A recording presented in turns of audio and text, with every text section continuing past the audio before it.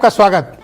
तो बताइए, कल जब ये अचानक विस्फोट हुआ कि धनखड़ जी जा रहे हैं, वैसे वो जिस तरह से राज्यसभा को चलाते थे, वो बीच बीच में जुमले मारते थे, शेर व शायरी पढ़ते थे, पुराने दृष्टांत, काफ़ी सुनने में उनको मज़ा आता था। मैं तो उन्हें इस मामले में बड़ा मिस करूँगा, जैसे आलोक जी किसी और मामले में मिस करेंगे, कंचन जी कुछ और मिस करती हैं, संजय सिंह कुछ और मिस करते हैं, मैं इस मामले में मिस करूँगा। इस अनसेरेमोनियल विदाई को आप किस तरह से देखते हैं? ब्रजेश जी, लक्षण तो दोनों तरह के दिख रहे हैं, क्योंकि मामला एकदम तत्कालिक है जितने पे चर्चा हो रही। बीमारी का लक्षण तो था ही, लेकिन डायग्नोज कराए थे। ये जो न्यायपालिका से टकराहट हुई, किसानों का मुद्दा हुआ और सदन को चलाने की बात है, दोनों तरह की चीजें हैं। अब ये आगे आएगा, साफ होगा कि एक उपराष्ट्रपति को बीच कार्यकाल में अपना पद क्यों छोड़ना पड़ा। वैसे जहां तक ब्रजेश जी बीमारी और स्वास्थ्य की बात है, तो बीमार तो नीतीश कुमार थे और इस्तीफा धनखड़ का हो गया। अब वहां का मामला यहां पता नहीं कैसे चला आया। जहां जरूरत थी वहां हुआ नहीं। एक धनखड़ के साथ एक चीज जुड़ गई, क्योंकि वो सांसद भी रहे हैं, केंद्रीय मंत्री भी रहे हैं और राज्यपाल थे और उपराष्ट्रपति बने, लेकिन न राज्यपाल का कार्यकाल पूरा हो पाया और न उपराष्ट्रपति का कार्यकाल पूरा हो पाया। ये उनके साथ एक बार तो मान लीजिए कि वो उपराष्ट्रपति बनने के लिए छोड़ना पड़ा, दूसरी बार ये कार्यकाल। जो आदमी ये कह रहा हो कि हम 2027 में चले जाएंगे, रिटायर हो जाएंगे और हमें कोई एक्सटेंशन की या किसी पद की जरूरत नहीं है, 74 साल उनकी उम्र है, तो 2 साल बाद वो तैयारी कर रहे थे, लेकिन उसके पहले उनको इस्तीफा देना पड़ा है। आप ये कह सकते हैं कि एक बार वो पिक्चर में गाना आया था कि बड़े बेआबरू होकर तेरे कूचे से हम निकले आए गए, तमाम सारी बातें हैं, लेकिन जगदीप धनखड़ सियासत में उजले पक्ष के एक नेता के तौर पर जाने जाते रहे हैं।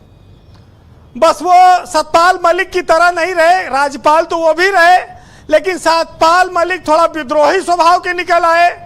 भाजपा से वो भी राज्यपाल थे और इनको भी भाजपा ने बनाया, लेकिन ये चुपचाप चले गए और उन्होंने किसानों के मुद्दे पर, जस्टिस वर्मा के मुद्दे पर बार बार बोला और बार बार कहा कि इस पर कार्रवाई क्यों नहीं कर रहा है सुप्रीम कोर्ट। तो वो इस मामले में बेबाक कहे जाएंगे कि न्याय का जहां तकाजा था, सार्वजनिक जीवन में देश के सामने उन्होंने हमेशा अपनी साफ गोई से राय रखी जी। सदन के चलाने में उन पर पक्षपात का आरोप लगता रहा। अब वो पीठ का मामला था, जो भी रहा हो वो लोग देखें, लेकिन प्रधानमंत्री के साथ उनके रिश्ते हमेशा अच्छे रहे और एक दूसरे के प्रति बड़ा सम्मान का भाव रहा। आज जब ये विदाई न लेने की बात आई, तो अब ये साफ हो गया कि अब उनको भविष्य में कोई पद नहीं मिलने वाला है और प्रधानमंत्री ने भी उनके अच्छे स्वास्थ्य की कामना की है। तो ये साफ है कि अब उनका बाकी का जीवन चुपचाप गुजरेगा बिना किसी राजनीतिक गतिविधि के। अस्पताल तो अब देहरादून वाले प्रोग्राम में उनको वहां पर ले जाना पड़ा था, थोड़ा चक्कर आ गया था, ये एक घटना हुई थी। स्वास्थ्य पर उसके बाद उनके तमाम सारी बातें आई, लेकिन अब जब वीर धनखड़ जा रहे हैं रिटायर इस्तीफा देकर, तो एक सवाल ये खड़ा होता है कि अगर उपराष्ट्रपति का स्वास्थ्य इतना खराब था, तो भाई प्रधानमंत्री, राष्ट्रपति, उपराष्ट्रपति, इनके सब पर रोज चेकअप होता है, रोज मेडिकल टीम लगी रहती इनके साथ। इतना खराब था तो पहले बता देती मेडिकल टीम की राष्ट्रपति जी की हालत ठीक नहीं है और उनको जो है आराम दिया जाए। यहाँ डॉक्टर लगता है फेल कर गए बताने के बाद। डॉक्टर ने इस्तीफा प्रिस्क्राइब किया, प्रिस्क्राइब पहले किया होगा, पर्चा बाहर नहीं आया कहीं। देखिए नहीं, ये पर्चा है, अभी पढ़ रहे थे, संजय सिंह पढ़ रहे थे पर्चा। देखिए अब बात आती है कि इस देश में नया उपराष्ट्रपति कौन बनेगा। कुछ लोग कह रहे हैं राजनाथ सिंह बनेंगे, कुछ लोग कह रहे हैं कि नहीं, इस पद पर जो राज्यपाल रहता है वो आता है। तो राज्यपाल के रूप में मनोज सिन्हा का नाम आ रहा है। कुछ लोग उत्तर प्रदेश की राज्यपाल आनंदीबेन पटेल के लिए भी कह रहे हैं कि अगली उपराष्ट्रपति वो बन सकती हैं। अब देखिए, पता नहीं क्या सरकार के मन में होगा, क्योंकि 2 साल का समय है और 6 महीने के भीतर उपराष्ट्रपति पद पर चुनाव कराना होगा। ये देश की सरकार का मामला है ब्रजेश जी, वही तय करे।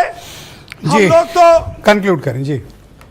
अब आप हिंदी पिक्चर का एक गाना आज फिर मुझे याद आता है, सुनिएगा, अच्छा गाना है, अच्छा लगेगा। नहीं, ये सब जरूर होना चाहिए बीरेन जी, प्लीज। कि हम छोड़ चले हैं महफिल को, याद आए कभी तो मत रोना, और इस दिल को तसल्ली दे लेना, घबराए कभी तो मत रोना, और जीवन के सफर में तन्हाई मुझको तो न जिंदा छोड़ेगी, और मरने की खबर ऐ जाने जिगर मिल जाए कभी तो मत रोना, क्योंकि जिंदगी तू कर ले मेरा इस्तीफा कबूल, थक गया हूं अब मुझे आराम की जरूरत है। वाह वीरेंद्र सिंह, वाह, बहुत सही गाना आपने सुनाया। वैसे अकेलापन हो तो पॉडकास्ट करें, मैं तो ये भी मशवरा दूंगा। बहुत शुक्रिया वीरेंद्र जी, आपका बहुत बहुत धन्यवाद ग्राउंड जीरो से अपना फीडबैक, ओपिनियन और शानदार ऑब्जर्वेशन हम तक पहुंचाने के लिए। बहनों भाइयों, इस पर चर्चा का दूसरा चरण प्रारंभ करेंगे।